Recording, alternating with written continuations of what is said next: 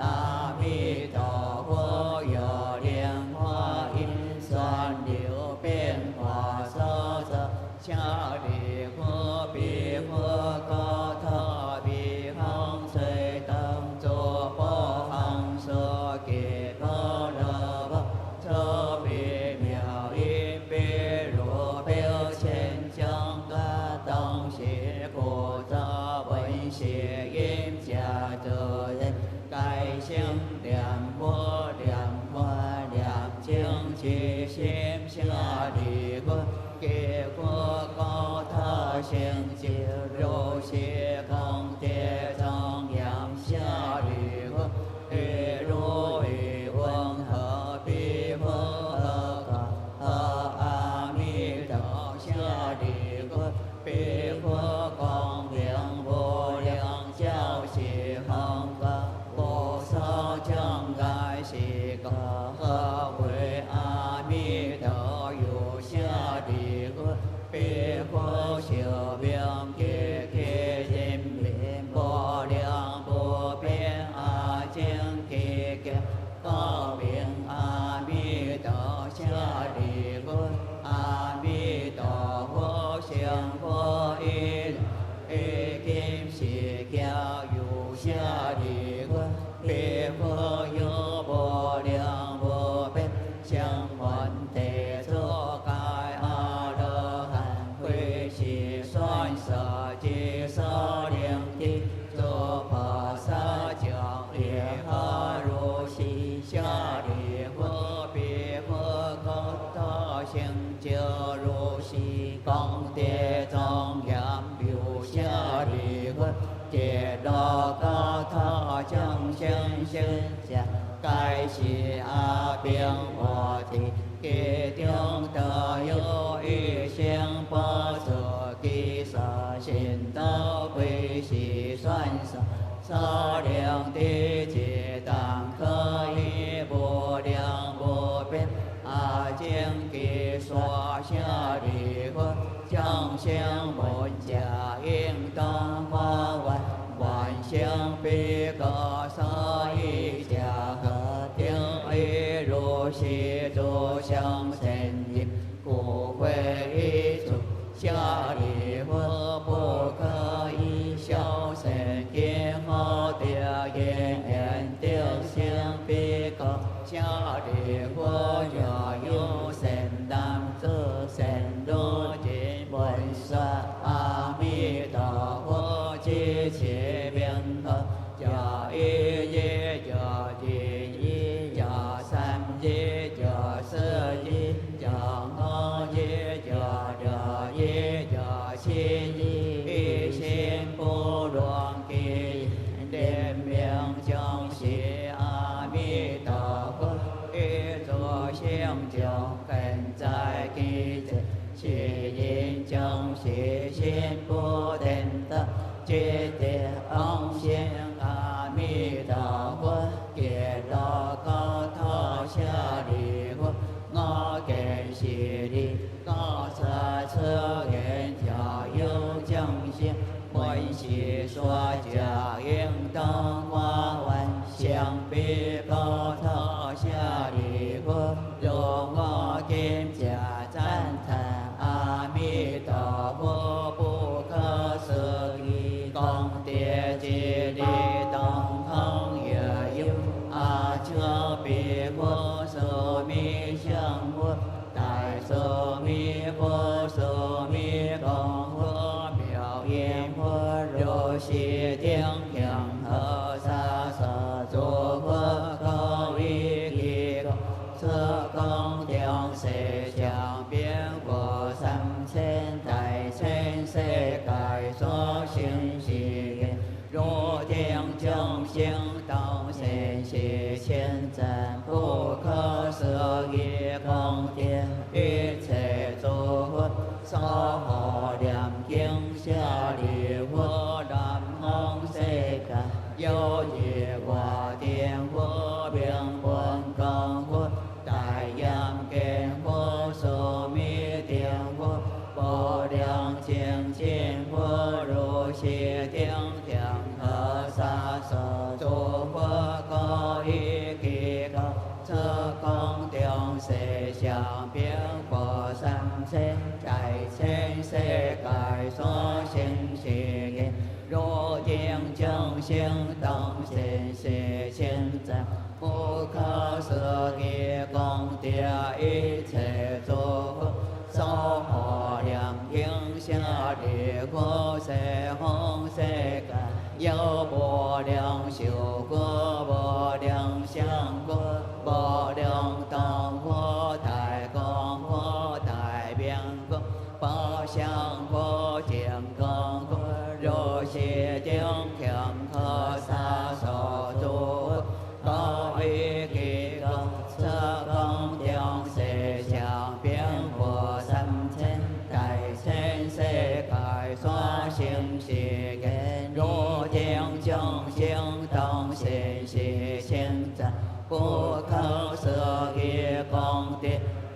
切诸佛所护念经舍利我八方世界有严根佛最胜因佛难诸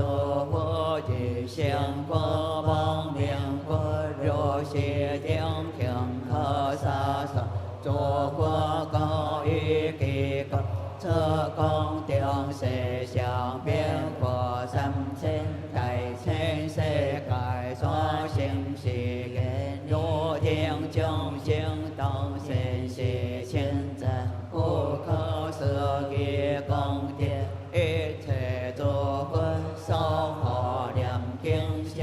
利我八方世界有所诸佛名佛佛名高公大摩佛佛当佛切佛佛如是定净可萨所诸佛高于其国车公定世相变佛三千大千世界所行是言如天众生当现是千在不可思议功德一切诸佛所护念经舍利我上空世界有观音佛小王佛阳相佛阳光佛大阳见佛在谢佛华严谢佛萨罗苏翁佛佛华địa佛kiến đi thế gì佛如是弥上佛如是定净可萨所诸佛高于其国车公定世相变佛三千大千世界所行是言如定众生当现是现在不可思议功德一切诸佛所护念经舍利我如意王何个变为一切诸佛所护念经舍利我也有善男子善女本是经修持者基本诸佛并假是这善男子善女应该为一切诸佛皆所护念该地不退转的阿耨多罗三藐三菩提是个舍利佛如天开当心行我业给诸佛所舍利佛假有情一花冠金花冠灯花冠要先阿弥陀佛告假是这人天该地不退转的阿耨多罗三藐三菩提别高他呀一心呀金心呀当心是个舍利佛周善男子善女也有信假应当光万相别高他舍利佛如我今假称赞诸佛不可思议功德别诸佛定也称赞我不可思议功德利则是言谢迦牟尼佛良为信代黑有解说良为萨婆高他我则生要则见则烦恼则将行则病则定地阿耨多罗三藐三菩提为这将现所是一切世界难信解化舍利佛当天我与我造生将出来舍地阿耨多罗三藐三菩提为一切世界所出来信解化 sẽ quay sinh đa vô so thơ kiêng ý xa đi quốc kể cho bi khiêu ít thể sẽ can thiên diện siêu đô tiếng buồn có sơ sơ quan hy sinh siêu cho đề dị kỳ vô so bi tờ kinh hòa ý thể và chẳng kim phân tế sinh chẳng tơ tờ đơn nam mô a di đà phật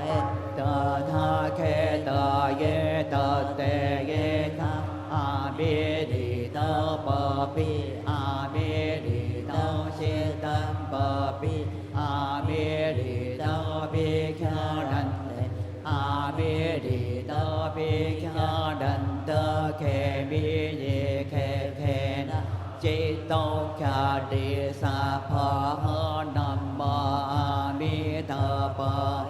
tờ tha khe tờ ye tờ te ye tha a bi di tờ bờ pi a bi di tờ si tam bờ pi a bi di tờ bi kha đan te a bi di tờ bi kha đan tờ khe bi ye khe khe na chỉ tô kha đi sa pha nam mô a di đà phật tờ tha khe tờ te ye a bi di tờ bờ pi a bi di tờ si tam bờ pi a bi di tờ bi kha đan te a bi di tờ bi kha đan tờ khe bi khe khe na chỉ tô kha đi sa pha